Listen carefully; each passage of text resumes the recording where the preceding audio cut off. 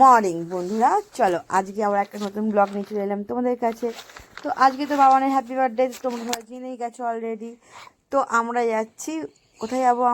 আমরা যাচ্ছি বড় মায়ের কাছে, নৈহাটির বড় মায়ের কাছে। তো আমার প্রচুর ইচ্ছা ছিল, কিন্তু আমার দুটো তোমাকে দেখিয়েছিলাম না, দুটো ভাইও কিন্তু আমার সঙ্গে আছে।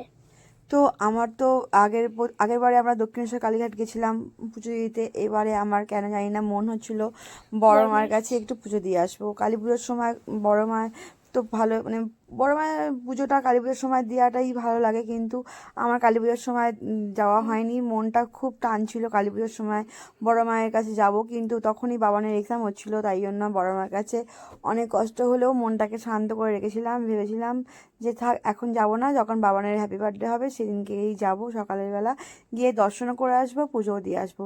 তো যেতে যেতে তো প্রচুর মজা করতে করতে গেছি। বাবান, আমি আর বাবানের ভাইদেরও নিয়ে গেছিলাম। তো গোপু সোনাও খুব আনন্দ করতে করতে মজা করতে করতে যাচ্ছিল আমাদের সাথে। আমার বাবান খুব খুশি হয়েছে। তো আমি বলছিলাম যে না, ওদেরকে বাড়িতে রেখে দিয়ে যাবো না, কিন্তু বাবানের মুখটা বাংলার পাঁচ হয়ে যাচ্ছিলো। তাহলে তাহলে তো ওদেরকেও নিয়ে যাই। তো ওদেরকে নিয়ে গেছিলাম। দিদি ভাই একদম ভাইকে কোলে করে নিয়ে যাচ্ছে একদম সামলাতে সামলাতে। দিদিভাই সকালে উঠে গোপু সোনাদেরকে স্নান টান করিয়ে দিয়েছে। গোপু সোনাকে খাওয়ানো হয়ে গেছিলো। দিদিভাই প্রচুর ভালো, ভাইদের যে এত যত্ন করে তোমাদেরকে কি বলবো। মাম্মাম পারে না যত্ন করতে, দিদিভাইও পারে। ঠিক আছে, দিদিভাই বেশি দায়িত্বটা নিয়ে নিয়েছে, মাম্মামকে অতটা দেয় না। ভগবান দেয় আমাকে। তো যাচ্ছিলাম তো অনেক দূরে, সত্যি মনটা খুব আনন্দ হচ্ছিল। আমি জানি না, ভগবান যদি চায় মন থেকে যে আমি দর্শন করবো, সেই দর্শন তো ঠিক হয়েই যায়। তো অনেকটা দূর, পুরো ভাবছিলাম যে এতটা দূরে যাব, আবার আসবো, আবার বাড়িতে একটা প্রোগ্রামও আছে, কি করে সামলাবো বলে না, ভগবান যদি থাকে সব ঠিকঠাক হয়ে যায়। ভেবেছিলাম সকালবেলা ভোর ভোর যাবো, কিন্তু অলরেডি বেরোতে বেরোতে অনেকটা লেট হয়ে গেছিলো। কিন্তু লেট হলেও কি হবে, আমরা একদম রাস্তাঘাট অতটা জামঠাম ছিল না, তাড়াতাড়ি পৌঁছে গেছিলাম। আর গিয়ে বেশ ভালো মতো করে পুজো পুজো দিয়ে বাড়ি আবার ফিরেছিলাম। তো যেতে যেতে মনটা খালি হচ্ছিল যে একটা অন্যরকম একটা ফিল হচ্ছিল মনের মধ্যে, যে আমি ফার্স্ট টাইম যাচ্ছি মায়ের কাছে, বড় মায়ের কাছে ফার্স্ট টাইম যাচ্ছিলাম। তো খুব আনন্দ হচ্ছিল আর খুব মনে শান্তি হচ্ছিল। আমি সত্যি বলছি, আমি অনেক দিন ধরে ভাবি যাব যাব যাব, তো যাওয়ার টাইমই হয় না। কিন্তু জাস্ট ভেবেছি আর জাস্ট হয়ে গেছে। সবই ঠাকুরের কৃপায়, ঠাকুরের দয়ায়। এটা হচ্ছে বড় মায়ের মায়ের মন্দির। জয় বড় মায়ের জয়। সবার ভালো করো, মঙ্গল করো, সবাইকে ভালো রেখো, সুস্থ রেখো। আর তুমি তোমারও খেয়াল রেখো। ঠাকুর, তো ঠাকুরকে বলছি, বড় মাকে বলছি। এটা হচ্ছে বড় মায়ের ওখানে, যেখানে বড় মা আছে সেখানকার গঙ্গার ঘাটে গাড়িটা পার্কিং করা হয়েছে। তারপরে নামছিলাম আমরা, বাবানও তো নামছিল, বলছিল ভাইকে নিয়ে যাবো। আমি বললাম না, ভাইকে নিয়ে রেখে যা ভাই। প্রচন্ড ভিড় হয়েছিল, প্রচন্ড লাইন, এত লাইন যে তোমাদের কি বলবো, 2000 লোক তো দাঁড়িয়েছিল লাইনেতে। তো বাবান তো শুনবে না, ওদের সাথে করে নিয়ে যাবে। আমি তো বাবা চল তাহলে, অনেক বুজুং বাজুং করে ওকে বললাম তাহলে চল। তো আমরা যাচ্ছিলাম, এত ভিড় ছিল, এত লাইন ছিল যে তোমাদেরকে বলে বোঝাতে পারবো না, বিশাল লাইন ছিল। তো ওখানে তোমার দাদার আমার বরের একজনের চেনা ছিল। তো অফিসের স্টাফ হয় তোমার দাদার বন্ধু হয়।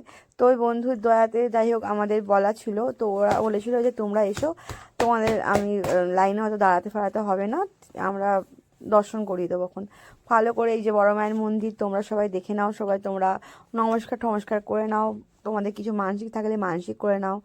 তো আমরা এবার ঢুকবো, গেটের মুখে ওই দাদাটা ছিল বলে আমাদের অনেক লাইন দিতে হয়নি, জাস্ট ঢুকেছি। ঠাকুরের এটা নিচ্ছিলাম, ডালা সাজাচ্ছিলাম, আর এটা শাড়ি ফাড়ি নেওয়া হয়েছে, আলতা সিঁদুর নেওয়া হয়েছে। বড়মার মন্দিরে এবার ঢুকছি, ঢোকার মুখে একটুখানি ভিড় ছিল, কিন্তু আমাদের দাঁড়াতে হয়নি। তো ভেতরে ঢুকেছিলাম, ভেতরে ক্যামেরা নিয়ে যেতে দেয়নি বলে তাই আমরা ভেতরে তোমাদেরকে দেখাতে পারিনি। কিন্তু এটা গেটের মুখে, এই যে এরা ঢোকার আগে তোমাদেরকে আমি দেখিয়ে দিয়েছি ঠাকুরের মুখ। আর অ্যাকচুয়ালি ব্যাপারটা, যখন পুজো হয় কালী মায়ের, বড় মায়ের পুজো হয়, তখন যে মূর্তিটা হয় সেই মূর্তিটা এই মূর্তিটা নয়, তখন রাস্তায় পুজো হয়। এটা মন্দিরের মূর্তিটা অন্যরকম ধরনের দেখতে। তো আমরা আমাদের পুজো দেওয়ার মানে দেওয়া হয়ে গেছে, মানে দেবো এবার। বাইরেটা ভিড় হচ্ছিলো বলে দেখাচ্ছিলাম যে কত ভিড় হয়েছে।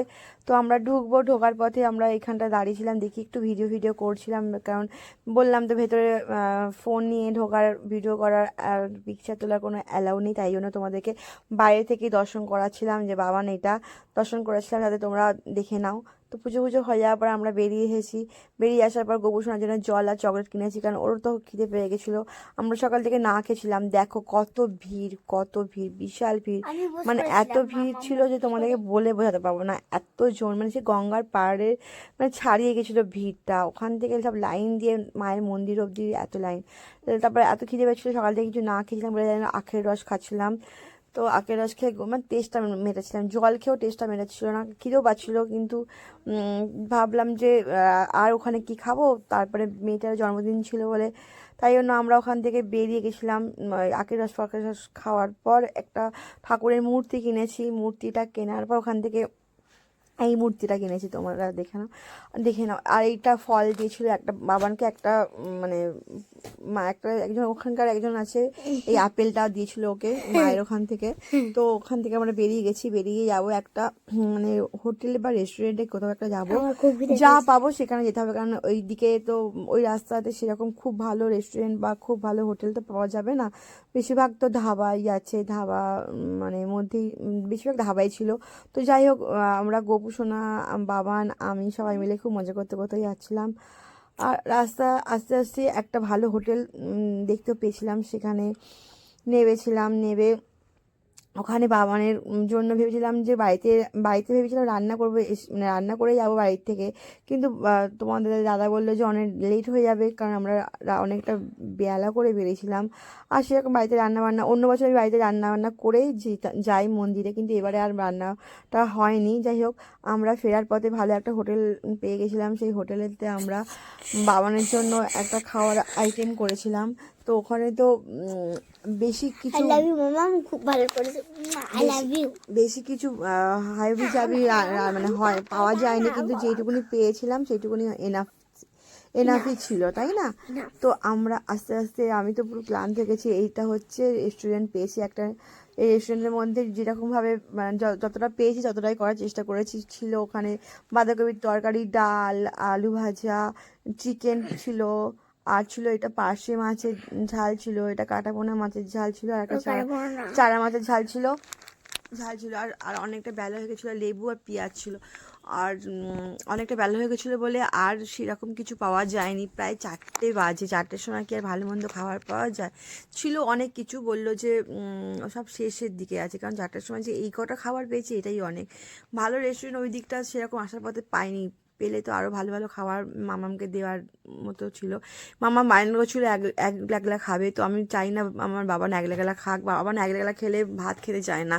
তাই জন্য বাবান অনেক আমাকে রিকোয়েস্ট করার পর ওকে আমি একটুখানি একলা খেতে দিয়েছি, কিন্তু মাঝে মাঝে ও খেতে চাইছে না, একটুখানি খেয়ে উঠে যাচ্ছিলো বলে আমি তো ডেকে যাচ্ছিলাম যে না, সারা সকাল থেকে না খেয়ে আছে মেয়েটা, কিচ্ছু খায়নি, পুজো দেওয়ার জন্য কিছু খায়নি, সারাক্ষণ না খেয়ে। হ্যাঁ, উপোস করেছিল, ঠাকুরকে পুজো দেবে বলে উপোস করেছিল। তো আমি একবার করে ওকে বসাচ্ছিলাম, একবার করে আমার হাতে খাওয়াচ্ছিলাম, আবার ও বায়না করছে যে না মামা আমি একলা খাবো, তুমি আমাকে ছেড়ে দাও, আমি বড় হয়ে গেছি, ও নাকি বড় হয়ে গেছে, ঠিক আছে। যাই হোক, আবার ওকে ছেড়ে দিচ্ছিলাম একলা খাওয়াতে, আবার আমি টেনে হিজড়ে আবার খাওয়াতে লাগছিলাম।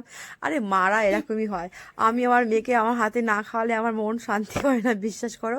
আমি যদি কারোর হাতে, আমার মেয়ে যদি সব ভাতও খায় না, তাও মনে হয় যেন আমার মেয়ে হয়তো ভাত খায়নি, আমার মেয়ে হয়তো আধা খেয়ে রয়েছে, এরকম ব্যাপার একটা। আরে মাদের এরকমই মন হয় না? আমার তো এরকম মন হয়, জানি না কার কী মনে হয়। আমার মাও যদি খাওয়াই না, তাও আমার মনে হয় যেন আমার মেয়েকে হয়তো আমার মা বেশি করে খাওয়ায়নি, মানে ভালো করে আমার মেয়ে পেট ভরে খাওয়ায়নি। মানে আমি খাওয়ালে আমার মানে মনে শান্তি হয় যে আমার মেয়ে আমার কাছে যদি দুগালো ভাত খায় না, তাহলেও মনে হয় যে আমার মেয়ের ভাত খেয়ে পেট ভরেছে, এরকম ব্যাপার একটা। আমার মনটা এরকম হয়। যাই হোক, আমার কেন এরকম হয় বুঝতে পারি না, তোমাদের কি কারো এরকম হয় আমি জানি না, কার কি এরকম হয়, আমার তো এরকম হয়। তারপর ওকে খাওয়ানোর পর আমি খাচ্ছি একবার, আবার সেই ওকে টেনে আমি খাওয়াতে যাচ্ছি, আমার উপর রেখে যাচ্ছে। ও বলছে আমি তো খাচ্ছি মাম্মা, আমি না তুই খাচ্ছিস না, তুই ভাত ফেলে দিচ্ছিস, এ করছিস এরকম করতে করতে করতে ওকে মোটামুটি যতখানটি ওর খাওয়ার দরকার এটা বাবা, ততখানটি, এটা আমাদের গাড়ির ড্রাইভার। এই যতখানটি ততখানটি খাওয়াচ্ছি, আবার নিজে খাচ্ছি, আবার টেনে টেনে ওকে খাওয়াচ্ছি, এই করতে করতে চলছে দিনটা, ঠিক আছে। আর তোমাদের দাদা আমার উপর রেগে যাচ্ছে, বলছে ও তো খাচ্ছে, আরে ও তো বাবা হয়, ও কি করে বুঝবে, বাবারা অত বোঝে না, ঠিক আছে। মায়েদের ব্যাপারটা মায়েরাই বোঝে। তো এখন করতে করতে আবার ও বলছে আমি মামা একলা খাবো, তো ঠিক আছে, লাস্টের দিকে যা খাবি, মানে যতখানটি খাওয়ানোর, পেট ভরে খাওয়ানোর আমি খাই দিয়েছি। এবার খেলো না খেলো কোনো সমস্যা নেই। এবার ওকে আমি ছেড়ে দিয়েছি ওর মতো করে। এবার ও খাচ্ছে, এবার আমিও খাচ্ছি, আমরা সবাই খাচ্ছি, কারণ প্রায় বললাম না 4টে 4:30 বাজেই যায়। তো এত জোর খিদে পেয়েছে সকাল থেকে না খেতে, অনেক জোর খিদে পেয়েছে। আমিও তো হুড়মুড় করে খাচ্ছি, কারণ দেরি হয়ে গেছে। আবার বাড়িতে এসে আবার একটা ছোটোখাটো অনুষ্ঠান আছে, অনুষ্ঠানটা আবার জয়েন করতে হবে না। তো শীতকালে সন্ধ্যে রাতেই হয়ে যায়, তো হুড়মুড়িয়ে খাচ্ছি। কিন্তু হুড়মুড়িয়ে খেলে কি হবে, হুড়মুড়ি আমি খেতে পারি না। যতই ভাবে হুড়মুড়িয়ে খাই, আবার সেই স্লো করে খাই। আর তোমার দাদা আছে খেপে আমার উপরে, তাদেরকে গপগপিয়ে খেতে, আমি তো গপগপিয়ে খেতে গেলে আমি তাড়াহুড়ো করে কিছুই করতে পারি না। আমার ধীরে সুস্থে করতেই সব কিছু ভালো লাগে, একটু নড়তে বেশি ভালো লাগে, আমি নড়বড় বেশি করি, কিন্তু কাজের কাজই করি, নড়বড় করলেও কাজের কাজটা ঠিকঠাক করে নিই। তো খেয়ে যাচ্ছি। তো যেগুলো বাবান খেয়েছিল সব কিছু আমাদের কাছেও ছিল মোটামুটি, মানে সবই আমরাও সেম টু সেম খাবার নিয়েছিলাম। এবার ওর বাবা ড্রাইভার একটু কম খেয়েছে, আমি আমার মেয়ে একে সেম টু সেমই খেয়েছি। খালি চারা মাছ আমি খাই না, চারা মাছটা খালি তোমার দাদা খেয়েছিল। চারা মাছে প্রচুর কাঁটা থাকে, চারা মাছ আসলে আরও আইটেম চেয়েছিলাম আমরা, কিন্তু ওই রেস্টুরেন্টে ওই কটাই আইটেম ছিল, ঠাকুরের আশীর্বাদে ওই কটাই আইটেম পেয়েছি, এটাই জানি না। আর মাংস আরও ছিল, চিকেন যে মাটন ছিল, আর খেতে পারছিলাম না। মটন আমার মেয়ে অত খায় না, তো ভালো লাগে না। চিকেনও খাইনি, একটুখানি খেয়েছি, তারপর বাদবাকিটা আমি খেয়েছি। অর্ধেক খাবার নষ্ট করে, খালি কিছু খেতে যায় না, ধমকে চমকে যা পেরেছে তাই খেয়েছে মোটামুটি। তারপরে আমি সব খেয়ে নিয়েছি, আমি ওর বাবা এটাই খেয়েছি, আর ওর বাবাও সেরকম কিছু খায়নি, আমি সব খেয়েছি। আমার একটু বেশি খেতে ভালো লাগে, আমি একটু বেশি খেতে ভালোবাসি, অল্প করে অনেক রকম খেতে ভালোবাসি। আমি এক তরকারি দিয়ে ভাত খেতে একদমই ভালো লাগে না আমার। তো খাওয়া শেষই হচ্ছে না, খেতে থাকতে। তার লাস্ট পাতে ছিল আইসক্রিম। আবার আমি একটু হাসছিলাম এই কারণে, দোকানদার আমি বলছিলাম বাঁধাকপি নেবো, আর ভুলে গেছিলাম বাঁধাকপি নেওয়ার জন্য, আর দোকানদার এসে দিয়ে গেছে, সেই জন্য আমি হাসছিলাম। তো এই আইসক্রিমটা দোকানদার দিয়েছিল, প্রচণ্ড সুন্দর খেতে ছিল আইসক্রিমটা, সত্যি ছিল পুচকি একটা আইসক্রিম, কিন্তু কি টেস্ট ছিল। বাবান গোপুসোনার জন্য আইসক্রিম খেয়েছিল, গোপুসোনা খাচ্ছিল একটু একটু করে, আবার বাবানও খাচ্ছিল একটু।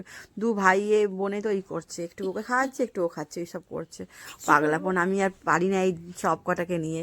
আর এই একটা ছোট্ট পুচকেটাকে একে বলছিলাম যে তুই এটাকেও খাওয়াইয়ে রে, এটাকেও খাওয়াচ্ছিল। এই মানে তিনজনকে নিয়ে আমি পাগল হয়ে যাচ্ছি, মানে আমি যে মানে পাগল হয়ে এবার মনে হচ্ছে রাস্তায় বেরিয়ে যাবে। কখনোই না। আর বাবান তো এত জ্বালাচ্ছিল, কি বলবো, বাবান আমাকে কি জ্বালায় না, আমাকে পুরো একদম, সে কি বললাম, আলু ভাতে ভাত করে দেয়। আমি মানে বাবানের কাছে আলু ভাতে ভাতই হয়ে যাই, আমি পুরো চটকে আমাকে নাজিহাল করে দেয়, আমার ভালো লাগে, আমি প্রচন্ড ক্লান্ত হয়ে গেছিলাম। একটু লঙ্কা দিয়ে ভালো করে মাখলে খেতে লাগে। এই আইসক্রিমটা আমার ছিল, আমি তাই জন্য আইসক্রিমটা আমি লাস্টে খাবো বলে আমি খাচ্ছিলাম না। তোরা আগে ভাই বোন মিলে তো আইসক্রিমটা নিজেদেরটা শেষ কর, তারপরে যদি ভাল লাগে এই আইসক্রিমটা খাবি আমারটা। দেখলাম যে না, আর খাইনি, বললো যে না মামা আমি আর আইসক্রিম খাবো না, তোমার আইসক্রিমটা তুমি খাও। আমি বললাম বাচ্চা কাছে আমার আইসক্রিমটা তাহলে আমি খাই। আমি মনের সুখে ঠান্ডার মধ্যে আইসক্রিম খাচ্ছিলাম, ঠান্ডার মধ্যে আইসক্রিম খেতে কিন্তু খুবই ভালো লাগে। ঠান্ডার মধ্যে আইসক্রিম খেতে আমার সত্যি বলছি খুব ভালো লাগে। আর বাবান তো খুব খুশি হয়েছিল। বাবানকে কেমন লাগছে তোমরা বলো। বাবান আবার হাতে মেহেন্দি পড়েছে, বাপরে বাপ, এই যা পেরেছে মেহেন্দি পড়েছে, আবল তাবল যা পেরেছে মেহেন্দি পড়েছে, হাতে লিখেছে আই লাভ ইউ মাম্মাম। ও সব জায়গায় বলি না, সবসময় লিখতে থাকে আই লাভ ইউ মাম্মাম। ও আমাকে কি যে প্রচুর ভালোবাসে আমাকে, হ্যাঁ ও আমাকে আকাশের মতো ভালোবাসে সব। আচ্ছা ও সবসময় আমাকে বলে আমাকে নাকি ও আকাশের মতো ভালোবাসে, আকাশ তো শেষ হয় না, তাই জন্য ওর ভালোবাসাও শেষ হবে না। তো আমিও আইসক্রিম খাচ্ছিলাম মনের সুখে, আর এদিকে পিছনে গোপালকে নিয়ে বাবান খেলছিল। আর কি কাণ্ড করছে সত্যি, যদি ও একটা ভাই পেতো না, কি যে করতো কে জানে, ওকে দুমড়ে মুছতে দিত এরকম ব্যাপার একটা। ও মানে কি পাগলাপন না করে, মানে সত্যি সত্যি গোপালকে নিজের ভাই ভাবে। এবার চলো বাড়ির দিকে এবার রওনা হলাম, বাড়ির দিকে আমরা হ্যাঁ রওনা দিলাম, বাড়ির দিকে আমরা ফিরছি। ফিরতে ফিরতে আকাশটা যখন মানে অন্ধকার অন্ধকার হচ্ছিল, সত্যি খুব ভালো লাগছিল। এইদিকে রাস্তাঘাটগুলো না এত মানে গাছপালায় গাছপালায় ভর্তি না, মানে দেখলেও মনটা শান্তি হয়ে যায়। আমাদের এখানে তো গাছপালা গাছপালায় গাছপালা তো নেই। কি সুন্দর জায়গাগুলো, আমার খুব ভালো লাগে। অনেক মানে গ্রামের দিকটা আমার খুব ভালো লাগে। গ্রামে থাকতে আমার খুব ভালো লাগে, কিন্তু গ্রামে সবই ভালো লাগে, রাত্রিবেলাটা আমার ভয় লাগে, বড্ড অন্ধকার অন্ধকার লাগে গ্রামটা, তো সারাদিন ভালো লাগে। তো বেশ বেশ বেশ রাস্তাঘাটগুলো কি সুন্দর না। অনেক দিন বাদে আমরা ঘুরতে গেলাম বাবানকে নিয়ে, অনেকটা দূর অবধি। চলো আজকে এইটুকুনি, মায়ের দয়া তো, মায়ের দেখা হয়ে গেল, মায়ের দেখা পেয়ে গেলাম। অনেক বছরকার একটা ইচ্ছা ছিল যে বড় মায়ের দর্শন করব, বড় মায়ের দর্শন হয়ে গেল। বাড়ি ফেরার দিকে তো আমরা বললাম বাড়ি ফিরছি, বাড়ি ফিরতে ফিরতে সন্ধে যখন হচ্ছিল না, বেশ ভালো লাগছিল। সন্ধে একদম আস্তে আস্তে যে অন্ধকার অন্ধকার হচ্ছিল। আর বাবানকে আজকে বাবানের খুব খুশির দিন, আর বাবানকে সবসময় বলি অনেক ভালো থাকে যেন, মেয়েটা অনেক বড় হয়, মানুষের মতো যেন মানুষ হয়। মেয়েটা আমার মেয়েটা সত্যি খুব ভালো, আমার মেয়ের অনেক মনটাও সত্যি খুব ভালো। চলো বাড়িতে এসে গেছি, আবার নতুন করে আবার একটা প্রোগ্রাম আরম্ভ হবে একটু পরেই। আজকের মতো টাটা বলবো না, আবার ফিরছি। এটা হচ্ছে বাড়ি ফিরলাম, বাড়ি ফেরার পর আবার আমরা রেডি ফেডি হয়ে বাবাকে রেডি ফেডি করে আবার যাব আমরা আশ্রমে। এই বাবান ফিরছে বাড়িতে, আমিও ফিরছি। চলো আজকের মতো এইটুকুনি, বাই। আমাকে লাইক কমেন্ট ফলো করো, সাবস্ক্রাইব